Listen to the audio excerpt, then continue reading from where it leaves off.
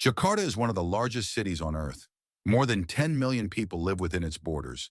But beneath the noise, traffic, and skyscrapers, the city is quietly collapsing.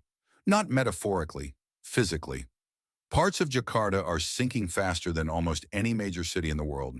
In some neighborhoods, the ground drops by several inches every year. Entire streets have slipped below sea level. And for millions of residents, flooding is no longer a seasonal event. It is a permanent threat.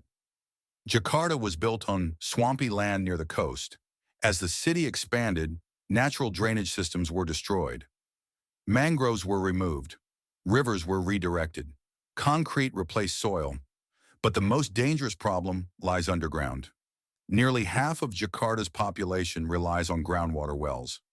Because clean tap water is unreliable, people pump water directly from beneath the city. As water is removed, the ground above it collapses. The soil compresses, buildings sink, roads crack. This process is irreversible. Even if pumping stopped today, the land would never rise again. Some areas of Jakarta have already sunk more than 13 feet. That is higher than many one-story buildings. Entire neighborhoods now sit below the level of nearby rivers. Massive concrete seawalls are all that prevent daily flooding. When those walls fail, the water comes fast. Jakarta floods so often that residents have adapted to it. Children play in polluted floodwater. Motorcycles drive through knee-deep streets. Homes are built with raised floors and furniture on blocks. But floodwater here is not just rain. It carries sewage, industrial waste, dead animals, and toxic chemicals from factories upstream. The health consequences are severe. Outbreaks of skin infections, respiratory illnesses, and waterborne diseases are common after floods. Hospitals fill rapidly, and for the poorest residents, medical care is often inaccessible. In some slum areas, people are forced to choose between contaminated water and no water at all. Jakarta is also one of the fastest sinking coastal cities due to climate change. Rising sea levels push saltwater inland. Storm surges grow stronger. Rainfall becomes more extreme. During major storms, entire districts are submerged overnight.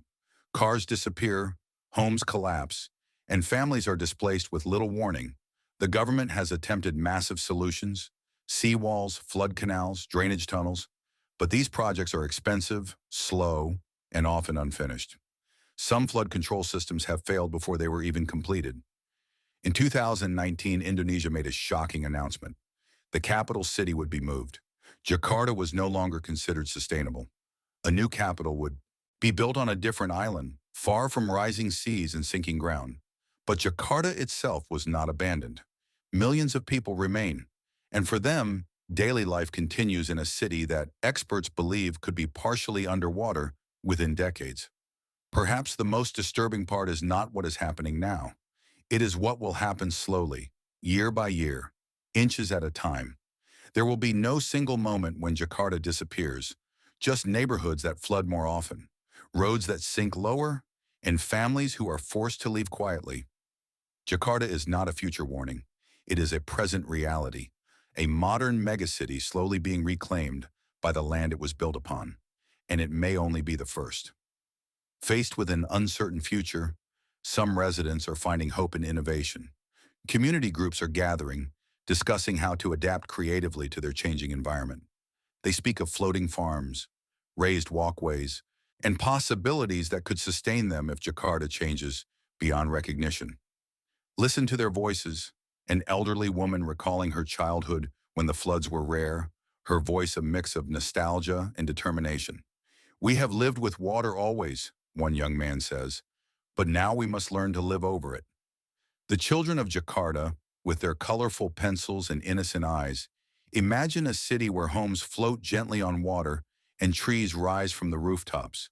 While it may be their dream world, it reminds us that resilience often begins in the imagination. Jakarta's story is still being written. As the sun sets over its vast cityscape, the waters reflect not only the buildings, but the spirit of a people undeterred by challenges. In this shifting landscape, humanity's greatest strength lies in its ability to adapt and create anew. As we close our chapter here, let us walk gently on this earth, for our footprints may form the foundation of futures yet to come. The resilience of Jakarta is echoed in its streets, from the buzzing of markets to the hum of innovation. Here, in the face of daunting odds, the spirit of creativity thrives, finding ways to blend the traditional with the new. It is this very blend that offers a glimpse into a future where harmony with nature might one day rise from the chaos. In every corner of the city, from bustling urban centers to the outskirts, plans are initiated and conversations spark. The youth, eager and spirited, take charge in community forums, discussing the future of their beloved home. Eyes are now turning towards sustainable architecture that adapts to the climate, innovative designs that protect while incorporating the elements. In a race against time, architects and engineers collaborate with local communities to lay down blueprints for a floating, resilient Jakarta.